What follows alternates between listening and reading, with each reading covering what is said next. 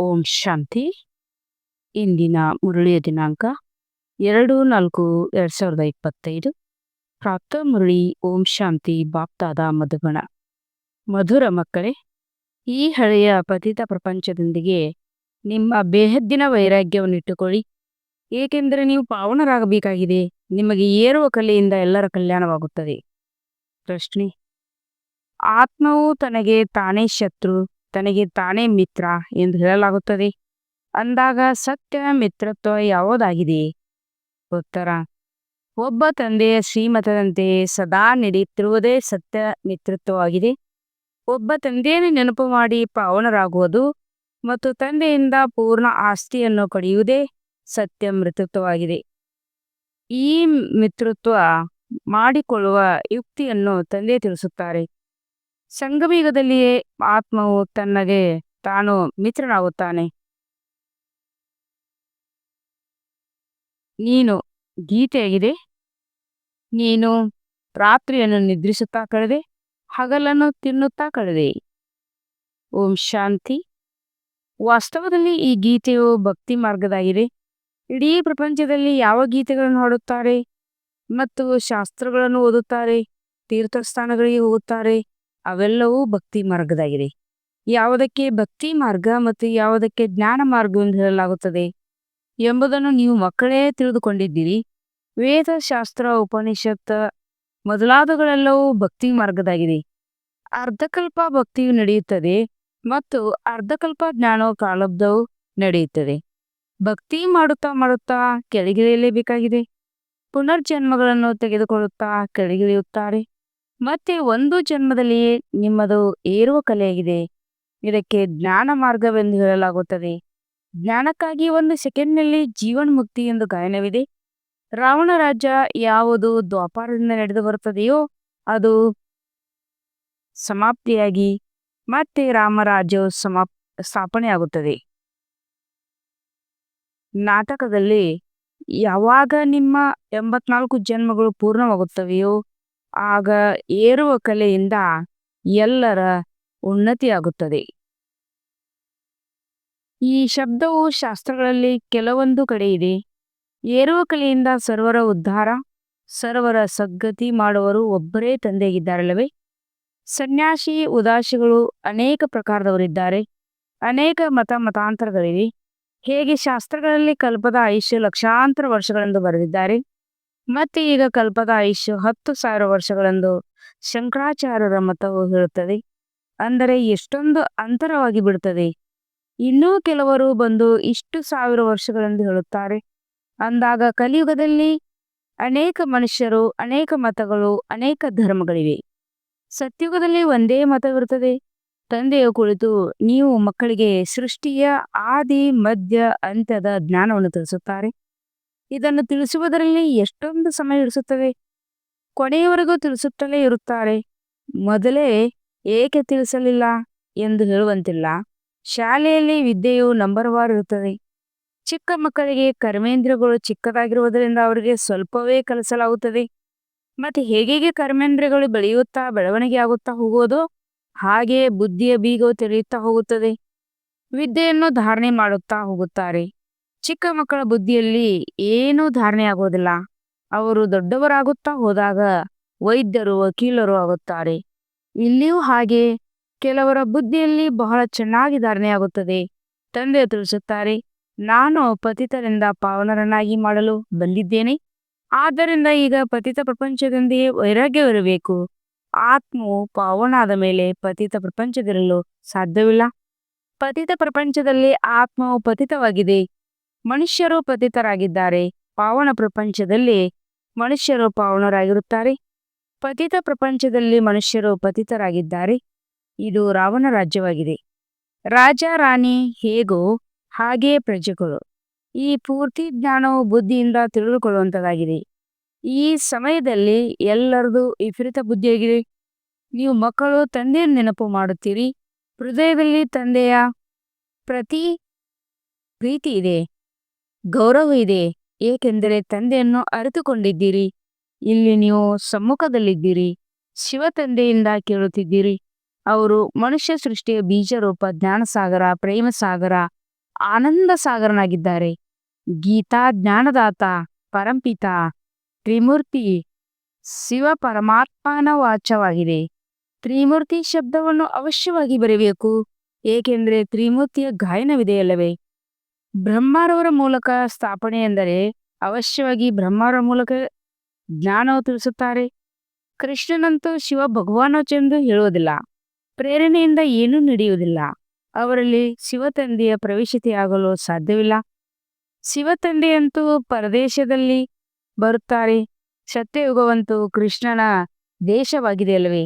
ಅಂದಾಗ ಇಬ್ಬರ ಮಹಿಮೆಯು ಬೇರೆ ಬೇರೆಯಾಗಿದೆ. ಮುಖ್ಯ ಮಾತೇ ಇದಾಗಿದೆ. ಸತ್ಯಯುಗದಲ್ಲಿ ಗೀತೆಯನ್ನು ಯಾರೂ ಓದುವುದಿಲ್ಲ. ಭಕ್ತಿ ಮಾರ್ಗದಲ್ಲಂತೂ ಜನ್ಮ ಜನ್ಮಾಂತರ ಓದುತ್ತಾರೆ. ಜ್ಞಾನ ಮಾರ್ಗದಲ್ಲಿ ಅದು ಇರಲು ಸಾಧ್ಯವಿಲ್ಲ. ಭಕ್ತಿ ಮಾರ್ಗದಲ್ಲಿ ಜ್ಞಾನದ ಮಾತುಗಳಿರುವುದಿಲ್ಲ. ಈಗ ರಚಯಿತ ತಂದೆಯ ರಚನೆಯ ಆದಿ ಮಧ್ಯ ಅಂತ ಜ್ಞಾನವನ್ನು ತಿಳಿಸುತ್ತಾರೆ. ಮನುಷ್ಯರು ರಚಯಿತನಾಗಲು ಸಾಧ್ಯವಿಲ್ಲ. ನಾನು ರಚಯಿತನಾಗಿದ್ದೇನೆಂದು ಮನುಷ್ಯರು ಹೇಳುವುದಕ್ಕೂ ಸಾಧ್ಯವಿಲ್ಲ. ಸ್ವಯಂ ತಂದೆ ತಿಳಿಸುತ್ತಾರೆ, ನಾನು ಮನುಷ್ಯ ಸೃಷ್ಟಿಯ ಬೀಜ ರೂಪನಾಗಿದ್ದೇನೆ. ನಾನು ಜ್ಞಾನ ಸಾಗರದ ಪ್ರೇಮದ ಸಾಗರ, ಸರ್ವರ ಸದ್ಗತಿದಾತನಾಗಿದ್ದೇನೆ. ಕೃಷ್ಣನ ಮಹಿಮೆ ಬೇರೆಯಾಗಿದೆ. ಅಂದಾಗ ಈ ಅಂತರವನ್ನು ಪೂರ್ಣವಾಗಿ ಬರೆಯಬೇಕು. ಇದರಿಂದ ಗೀತಾ ಜ್ಞಾನದಾತನು ಕೃಷ್ಣನಲ್ಲ ಎಂಬುದನ್ನು ಮನುಷ್ಯರು ಓದಿದ ತಕ್ಷಣ ಅರ್ಥವಾಗಲಿ. ಈ ಮಾತನ್ನು ಅವರು ಸ್ವೀಕಾರ ಮಾಡಿದರೆಂದರೆ ನೀವು ವಿಜಯ ಪಡೆದಿರಿ ಎಂದರ್ಥ. ಮನುಷ್ಯರು ಕೃಷ್ಣನ ಹಿಂದೆ ಎಷ್ಟೊಂದು ಹುಚ್ಚರಾಗುತ್ತಾರೆ. ಹೇಗೆ ಶಿವನ ಭಕ್ತರು ಶಿವನಿಗೆ ತಲೆಯನ್ನು ಕತ್ತರಿಸಿ ಕೊಡುವುದಕ್ಕೂ ತಯಾರಾಗಿ ಬಿಡುತ್ತಾರೆ. ನಾವು ಶಿವನ ಬಳಿ ಹೋಗಬೇಕೆಂದು ತಿಳಿಯುತ್ತಾರೆ. ಹಾಗೆ ನಾವು ಕೃಷ್ಣನ ಬಳಿ ಹೋಗಿಬಿಡಬೇಕೆಂದು ಕೃಷ್ಣನ ಭಕ್ತರು ತಿಳಿಯುತ್ತಾರೆ. ಆದರೆ ಕೃಷ್ಣನ ಬಳಿ ಹೋಗಲು ಸಾಧ್ಯವಿಲ್ಲ. ಕೃಷ್ಣನ ಬಳಿ ಬಲಿಯಾಗುವ ಮಾತೇ ಇಲ್ಲ. ದೇವಿಯರಿಗೆ ಬಲಿ ಕೊಡುತ್ತಾರೆ, ದೇವತೆಗಳಿಗೆ ಎಂದೂ ಬಲಿ ಕೊಡುವುದಿಲ್ಲ. ನೀವು ದೇವಿಯರಾಗಿದ್ದೀರಲ್ವೇ. ನೀವು ಶಿವತಂದೆಗೆ ಮಕ್ಕಳಾಗಿದ್ದೀರಿ. ಆದ್ದರಿಂದ ಶಿವತಂದೆಗೆ ಬಲಿಹಾರಿಯಾಗುತ್ತೀರಿ. ಇದನ್ನು ಶಾಸ್ತ್ರಗಳ ಹಿಂಸಾತ್ಮಕ ಮಾತುಗಳನ್ನಾಗಿ ತೋರಿಸಿಬಿಟ್ಟಿದ್ದಾರೆ. ನೀವಂತೂ ಶಿವತಂದೆಯ ಮಕ್ಕಳಾಗಿದ್ದೀರಿ. ತನು ಮನ ಧನವನ್ನು ಅರ್ಪಣೆ ಮಾಡುತ್ತೀರಿ. ಮತ್ಯಾವುದೇ ಮಾತಿಲ್ಲ. ಆದ್ದರಿಂದ ಶಿವ ಮತ್ತು ದೇವಿಯರಿಗೆ ಬಲಿ ಕೊಡುತ್ತಾರೆ. ಈಗ ಸರ್ಕಾರವು ಶಿವಕಾಶಿಯಲ್ಲಿ ಬಲಿ ಕೊಡುವುದನ್ನು ನಿಲ್ಲಿಸಿಬಿಟ್ಟಿದೆ. ಈಗ ಆ ಖಡ್ಗವೇ ಇಲ್ಲ. ಭಕ್ತಿ ಮಾರ್ಗದಲ್ಲಿ ಅಪಘಾತ ಮಾಡಿಕೊಳ್ಳುತ್ತಾರೆ. ಇದು ಸಹ ತನಗೆ ತಾನೇ ಶತ್ರುವಾಗುವ ಉಪಾಯವಾಗಿದೆ. ಮಿತ್ರತ್ವವನ್ನು ಬೆಳೆಸಿಕೊಳ್ಳುವ ಉಪಾಯವು ಒಂದೇ ಆಗಿದೆ. ಅದನ್ನು ತಂದೆಯು ತಿಳಿಸುತ್ತಾರೆ. ಪಾವನರಾಗಿ ತಂದೆಯಿಂದ ಪೂರ್ಣ ಆಸ್ತಿಯನ್ನು ಪಡೆಯಿರಿ. ಒಬ್ಬ ತಂದೆಯ ಶ್ರೀಮತದಂತೆ ನಡೆಯುತ್ತಾ ಇರಿ. ಇದೇ ಮಿತ್ರತ್ವವಾಗಿದೆ. ಭಕ್ತಿ ಮಾರ್ಗದಲ್ಲಿ ಜೀವಾತ್ಮ ತನಗೆ ತಾನೇ ಶತ್ರುವಾಗುತ್ತಾನೆ. ಮತ್ತೆ ತಂದೆಯು ಬಂದು ಜ್ಞಾನವನ್ನು ಕೊಡುವುದರಿಂದ ಜೀವಾತ್ಮವು ತನಗೆ ತಾನೇ ಮಿತ್ರನಾಗುತ್ತಾನೆ. ಆತ್ಮವು ಪವಿತ್ರವಾಗಿ ತಂದೆಯಿಂದ ಆಸ್ತಿಯನ್ನು ತೆಗೆದುಕೊಳ್ಳುತ್ತದೆ. ಸಂಗಮಯುಗದಲ್ಲಿ ತಂದೆಯು ಬಂದು ಪ್ರತಿಯೊಬ್ಬ ಆತ್ಮನನ್ನು ಮಿತ್ರನಾಗಿ ಮಾಡಿಕೊಳ್ಳುತ್ತಾರೆ. ಆತ್ಮವು ತನಗೆ ತಾನೇ ಮಿತ್ರನಾಗುತ್ತದೆ. ತಂದೆಯ ಶ್ರೀಮತವು ಸಿಗುವುದರಿಂದ ನಾವು ತಂದೆಯ ಮತದನುಸಾರವೇ ನಡೆಯುತ್ತೇವೆ. ತನ್ನ ಮತದ ಮೇಲೆ ಅರ್ಧಕಲ್ಪ ನಡೆದೆವು. ಈಗ ಶ್ರೀಮತದನುಸಾರ ಸದ್ಗತಿಯನ್ನು ಪಡೆಯಬೇಕೆಂದು ತಿಳಿದುಕೊಳ್ಳುತ್ತದೆ. ಇದರಲ್ಲಿ ತನ್ನ ಮತವು ನಡೆಯುವುದಿಲ್ಲ. ತಂದೆಯು ಕೇವಲ ಮತ ಕೊಡುತ್ತಾರೆ. ನೀವು ದೇವತೆಗಳಾಗಲು ಬಂದಿದ್ದಿರಲ್ಲವೇ. ಇಲ್ಲಿ ಒಳ್ಳೆಯ ಕರ್ಮ ಮಾಡುತ್ತೀರೆಂದರೆ ಇನ್ನೊಂದು ಜನ್ಮದಲ್ಲಿ ಅಮರ ಲೋಕದಲ್ಲಿ ಒಳ್ಳೆಯ ಫಲವು ಸಿಗುವುದು. ಇದಂತೂ ಮೃತ್ಯು ಲೋಕವಾಗಿದೆ. ಈ ರಹಸ್ಯವನ್ನು ನೀವು ಮಕ್ಕಳೇ ಅರಿತುಕೊಂಡಿದ್ದೀರಿ. ಅದರಲ್ಲಿಯೂ ನಂಬರ್ 1 ಕೆಲವರ ಬುದ್ಧಿಯಲ್ಲಿ ಬಹಳ ಚೆನ್ನಾಗಿ ಧಾರಣೆಯಾಗುತ್ತದೆ. ಇನ್ನೂ ಕೆಲವರು ಧಾರಣೆ ಮಾಡುವುದೇ ಇಲ್ಲ. ಅಂದ ಮೇಲೆ ಇದರಲ್ಲಿ ಶಿಕ್ಷಕರೇನು ಮಾಡಬಲ್ಲರು. ಶಿಕ್ಷಕರೊಂದಿಗೆ ಕೃಪೆ ಅಥವಾ ಆಶೀರ್ವಾದ ಬಿಡುತ್ತಾರೆ. ಶಿಕ್ಷಕರಂತೂ ಓದಿಸಿ ತಮ್ಮ ಮನೆಗೆ ಹೋಗುತ್ತಾರೆ. ಶಾಲೆಯಲ್ಲಿ ಮೊಟ್ಟ ಮೊದಲಿಗೆ ಭಗವಂತನ ಸ್ಮರಣೆ ಮಾಡುತ್ತಾರೆ. ಹೇ ಭಗವಂತನೇ ನನ್ನನ್ನು ತೇರ್ಗಡೆ ಮಾಡಿದನು, ಆಗ ನಾನು ನಿಮಗೆ ನೈವೇದ್ಯವನ್ನು ನೀಡುತ್ತೇನೆ ಎಂದು. ಆದರೆ ಆಶೀರ್ವಾದ ಮಾಡಿ ಎಂದು ಶಿಕ್ಷಕರಿಗೆ ಹೇಳುವುದಿಲ್ಲ. ಈ ಸಮಯದಲ್ಲಿ ಪರಮಾತ್ಮನು ನಮ್ಮ ತಂದೆಯೂ ಆಗಿದ್ದಾರೆ, ಶಿಕ್ಷಕರೂ ಆಗಿದ್ದಾರೆ. ಆ ತಂದೆಯ ಆಶೀರ್ವಾದವಂತೂ ಇದ್ದೇ ಇದೆ. ತಂದೆಗೆ ಮಗನು ಬಂದರೆ ಹಣ ಕೊಡಬೇಕೆಂದು ಬಯಸುತ್ತಾರೆ. ಅಂದ ಮೇಲೆ ಇದು ಆಶೀರ್ವಾದವಾಯ್ತಲ್ವೇ. ಇದೊಂದು ನಿಯಮವಾಗಿದೆ. ಮಕ್ಕಳಿಗೆ ತಂದೆಯಿಂದ ಆಸ್ತಿಯೂ ಸಿಗುತ್ತದೆ. ಈಗಂತೂ ಎಲ್ಲರೂ ತಮೋಪ್ರಧಾನರಾಗುತ್ತಲೇ ಹೋಗುತ್ತಾರೆ. ತಂದೆಯು ಹೇಗೋ ಮಕ್ಕಳು ಹಾಗೆ ದಿನ ಪ್ರತಿದಿನ ಪ್ರತಿಯೊಂದು ವಸ್ತು ತಮೋಪ್ರಧಾನ ಸ್ಥಿತಿಯನ್ನು ತಲುಪುತ್ತಾ ಹೋಗುತ್ತದೆ. ತತ್ವಗಳು ತಮೋಪ್ರಧಾನವಾಗುತ್ತಲೇ ಹೋಗುತ್ತದೆ. ಇದು ದುಃಖಧಾಮವಾಗಿದೆ. ಒಂದು ವೇಳೆ ಈ ಸೃಷ್ಟಿಯು ಇನ್ನೂ 40,000 ವರ್ಷಗಳು ಇದ್ದಿದ್ದೇ ಆದರೆ ಇದರ ಗತಿ ಏನಾಗಿ ಬಿಡುವುದು? ಮನುಷ್ಯರ ಬುದ್ಧಿಯು ಸಂಪೂರ್ಣ ತಮೋಪ್ರಧಾನವಾಗಿ ಬಿಟ್ಟಿದೆ. ಈಗ ನೀವು ಮಕ್ಕಳ ಬುದ್ಧಿಯಲ್ಲಿ ತಂದೆಯ ಜೊತೆ ಬುದ್ಧಿಯೋಗನಿಟ್ಟುಕೊಳ್ಳುವ ಕಾರಣ ತಿಳುವಳಿಕೆಯು ಬಂದುಬಿಟ್ಟಿದೆ. ತಂದೆಯು ತಿಳಿಸುತ್ತಾರೆ, ಎಷ್ಟು ನೆನಪಿನಲ್ಲಿರುತ್ತೀರೋ ಅಷ್ಟು ಪ್ರಕಾಶತೆಯು ಹೆಚ್ಚುತ್ತಾ ಹೋಗುತ್ತದೆ. ನೆನಪಿನಿಂದ ಆತ್ಮವು ಪವಿತ್ರವಾಗುತ್ತದೆ. ಪ್ರಕಾಶತೆಯು ಹೆಚ್ಚುತ್ತಾ ಹೋಗುತ್ತದೆ. ನೆನಪೇ ಮಾಡುವುದಿಲ್ಲವೆಂದರೆ ಪ್ರಕಾಶವು ಸಿಗುವುದಿಲ್ಲ. ನೆನಪಿನಿಂದಲೇ ಪ್ರಕಾಶವು ವೃದ್ಧಿಯಾಗುವುದು. ನೆನಪು ಮಾಡಲಿಲ್ಲ ಮತ್ತು ಯಾವುದೇ ವಿಕರ್ಮ ಮಾಡಿದರೆಂದರೆ ಆತ್ಮದಲ್ಲಿನ ಪ್ರಕಾಶವು ಕಡಿಮೆಯಾಗಿ ಬಿಡುವುದು. ನೀವು ಸತೋಪ್ರಧಾನರಾಗುವ ಪುರುಷಾರ್ಥ ಮಾಡುತ್ತೀರಿ. ಇವು ಬಹಳ ತಿಳಿದುಕೊಳ್ಳುವ ಮಾತುಗಳಾಗಿವೆ. ನೆನಪಿನಿಂದಲೇ ನಿಮ್ಮ ಮತವು ಪವಿತ್ರವಾಗುತ್ತಾ ಹೋಗುವುದು. ನೀವು ಇದನ್ನು ಬರೆಯಬಹುದು. ಈ ರಚಯಿತ ಮತ್ತು ರಚನೆಯ ಜ್ಞಾನವನ್ನು ಶ್ರೀಕೃಷ್ಣನು ಕೊಡಲು ಸಾಧ್ಯವಿಲ್ಲ. ಶ್ರೀಕೃಷ್ಣನ ಪದವಿಯು ಇಲ್ಲಿನ ಪ್ರಾರಬ್ಧವಾಗಿದೆ. ಇದನ್ನೂ ಸಹ ಬರೆಯಬೇಕು. 84ನೇ ಅಂತಿಮ ಜನ್ಮದಲ್ಲಿ ಶ್ರೀಕೃಷ್ಣನ ಆತ್ಮವು ಪುನಃ ಜ್ಞಾನವನ್ನು ತೆಗೆದುಕೊಳ್ಳುತ್ತದೆ. ಮತ್ತೆ ಇವರೇ ಮೊದಲನೇ ನಂಬರ್ನಲ್ಲಿ ಹೋಗುತ್ತಾರೆ. ಸತ್ಯಯುಗದಲ್ಲಿ ಮೊಟ್ಟ ಮೊದಲಿಗೆ ಬರುತ್ತಾರೆ. ತಂದೆಯು ಇದನ್ನು ತಿಳಿಸಿದ್ದಾರೆ. ಸತ್ಯಯುಗದಲ್ಲಿ 9 ಲಕ್ಷ ಮಾತ್ರವೇ ಇರುತ್ತದೆ. ಮತ್ತೆ ಅದರಿಂದ ವೃದ್ಧಿಯು ಆಗುತ್ತದಲ್ಲವೇ? ದಾಸದಾಸಿಯರು ಬಹಳಷ್ಟು ಮಂದಿ ಇರುತ್ತಾರಲ್ಲವೇ? ಯಾರು ಪೂರ್ಣ 84 ಜನ್ಮಗಳನ್ನು ತೆಗೆದುಕೊಳ್ಳುತ್ತಾರೆ? 84 ಜನ್ಮಗಳನ್ನೇ ಎನಿಸಲಾಗುತ್ತದೆ. ಯಾರು ಚೆನ್ನಾಗಿ ಪರೀಕ್ಷೆಯನ್ನು ತೆರಗಡೆ ಮಾಡುವರೋ ಅವರು ಮೊಟ್ಟ ಮೊದಲಿಗೆ ಬರುತ್ತಾರೆ. ಎಷ್ಟು ತಡವಾಗಿ ಬರುವರೋ ಅಷ್ಟು ಮನೆ ಹಳೆಯದಾಗುತ್ತದೆ ಎಂದೇ ಹೇಳಲಾಗುತ್ತದೆ ಅಲ್ಲವೇ? ಹೊಸ ಮನೆಯು ಪ್ರತಿದಿನ ಕಳೆಯುತ್ತಾ ಹೋದಂತೆ ಆಯುಷ್ಯು ಕಡಿಮೆಯಾಗುತ್ತಾ ಹೋಗುವುದು. ಸತ್ಯಯುಗದಲ್ಲಂತೂ ಚಿನ್ನದ ಮೌಲ್ಯಗಳಿರ್ತವೆ. ಅವಂತೂ ಹಳೆಯದಾಗಲು ಸಾಧ್ಯವಿಲ್ಲ. ಚಿನ್ನವು ಸದಾ ಹೊಳೆಯುತ್ತಲೇ ಇರುವುದು. ಆದರೂ ಸಹ ಅದನ್ನು ಅವಶ್ಯವಾಗಿ ಸ್ವಚ್ಛಗೊಳಿಸಬೇಕಾಗುತ್ತದೆ. ಭಲೆ ಒಡವೆಗಳನ್ನು ಸಹ ಸತ್ಯ ಚಿನ್ನದಿಂದ ಮಾಡಿಸಿದರೂ ಸಹ ಕೊನೆಗೊಂದು ದಿನ ಅದರ ಹೊಳಪು ಕಡಿಮೆಯಾಗುತ್ತದೆ. ಮತ್ತೆ ಅದನ್ನು ಪಾಲಿಶ್ ಮಾಡಬೇಕಾಗುವುದು. ನೀವು ಮಕ್ಕಳಿಗೆ ಸದಾ ಇದೇ ಖುಷಿ ಇರಬೇಕು. ನಾವು ಹೊಸ ಪ್ರಪಂಚದಲ್ಲಿ ಹೋಗುತ್ತೇವೆ. ಈ ನರಕದಲ್ಲಿ ಇದು ಅಂತಿಮ ಜನ್ಮವಾಗಿದೆ. ಈ ಕಣ್ಣುಗಳಿಂದ ಏನೇನು ನೋಡುತ್ತೇವೆಯೋ ಇದು ಹಳೆಯ ಪ್ರಪಂಚ, ಹಳೆಯ ಶರೀರವಾಗಿದೆ. ಈಗ ನಾವು ಸತ್ಯಯುಗ ಹೊಸ ಪ್ರಪಂಚದಲ್ಲಿ ಹೊಸ ಶರೀರವನ್ನು ತೆಗೆದುಕೊಳ್ಳಬೇಕಾಗಿದೆ ಎಂದು ತಿಳಿದಿದೆ. ಪಂಚತತ್ವಗಳು ಅಲ್ಲಿ ಹೊಸದಾಗುತ್ತವೆ. ಹೀಗೆ ವಿಚಾರ ಸಾಗರ ಮಂಥನ ನಡೆಯುತ್ತಿರಬೇಕು. ವಿದ್ಯೆಯಾಗಿದೆ ಅಲ್ಲವೇ? ನಿಮ್ಮ ಈ ವಿದ್ಯೆಯು ಅಂತ್ಯದವರೆಗೆ ನಡೆಯುವುದು. ವಿದ್ಯೆಯು ನಿಂತ ಬಿಟ್ಟರೆ ವಿನಾಶವಾಗುವುದು. ಆದ್ದರಿಂದ ತಮ್ಮನ್ನು ವಿದ್ಯಾರ್ಥಿ ಎಂದು ತಿಳಿದು ಈ ಖುಷಿಯಲ್ಲಿರಬೇಕು. ಭಗವಂತನೇ ನಮಗೆ ಓದಿಸುತ್ತಾರೆ. ಈ ಖುಷಿಯನ್ನು ಕಡಿಮೆ ಅಲ್ಲ, ಆದರೆ ಜೊತೆ ಜೊತೆಗೆ ಮಾಯವು ಸಹ ಉಲ್ಟಾ ಕೆಲಸವನ್ನು ಮಾಡಿಸಿಬಿಡುತ್ತದೆ.